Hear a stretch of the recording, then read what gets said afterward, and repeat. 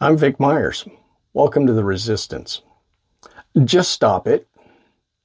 I'm talking to all the people who are now trying to rationalize the epic collapse of the Democratic Party when 7 Dems and 1 independent decided to sell their souls to the Republicans and vote to reopen the government. I'm hearing things like, we weren't making any progress and the Republicans weren't going to change.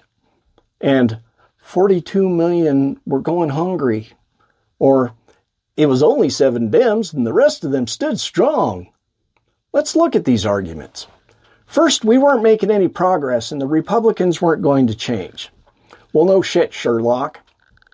These Republicans exist to inflict cruelty. We knew from day one they weren't going to change. Eventually, they would have had to either end the filibuster or have a vote on extending ACA subsidies and let it fail. And then they would have had to campaign on that failure next year. Next, 42 million Americans were going hungry because of SNAP benefits being stopped. You know, that's a very compelling, emotional, and bullshit argument. Yes, SNAP benefits are currently being withheld, illegally. That was a separate fight and another pressure point that the Democrats could have kept pushing to try and save ACA subsidies. How many of these 42 million Americans are still going to go hungry for even longer when either all of their food money is going to health insurance companies or all of their food money is going to pay off medical debt because they can't afford health insurance? We gained absolutely nothing with regard to feeding needy Americans over the long run. And finally, it was only 7 Dems. The rest of them stood strong. This is the most obnoxious rationalization I've heard. When my Broncos lose a game, they don't say, we lost because one guy got an offsides penalty.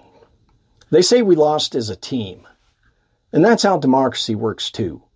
Whether it was 1 senator or 20, at the end of the day, all grassroots Americans can see is that the Democrats failed to get anything out of the longest and most unpopular shutdown in history.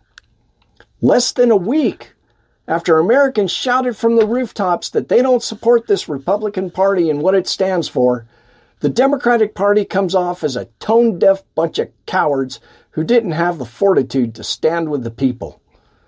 It was a team loss, and it came at the worst possible time. The full appeals court had just ruled that the administration had to fully fund SNAP benefits. The case is headed back to the Supreme Court for a final decision by Tuesday night. If these idiots had waited just a few more days, we'd have had a ruling that took away their starving people excuse and handed Trump a defeat in court. We're less than a month away from another opportunity to extend last week's victory by getting Afton Bain elected in Tennessee. Our offense had the momentum while their defense was grasping for air, and the dinosaur Democrats in D.C. decided to call a timeout and let them catch their breath. Just so we can do it all again in January. But when we shut down in January, because nothing has changed, Main Street Americans won't be standing with either side. They'll just be fed up, and they should be. In fact, if there's any one good thing that could come out of this debacle, it's American voters deciding to finally vote against every incumbent in every election, every chance they get. The people behind the No Kings protests and the 50-51 protests, y'all need to come together and have some anti-incumbent protests.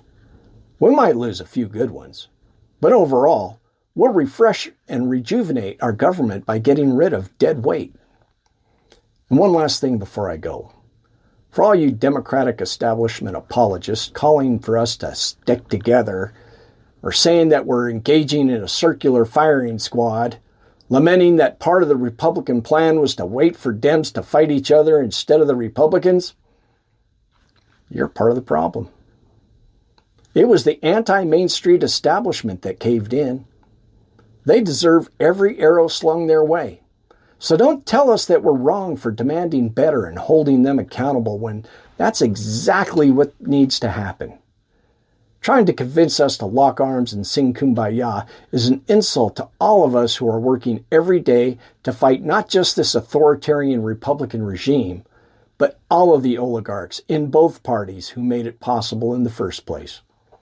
You're telling the millions of people who show up to No Kings protests that, well, they really don't matter after all. To do anything but demand accountability for those who failed is surrender. And surrender is not an option. Thanks for listening. Good day.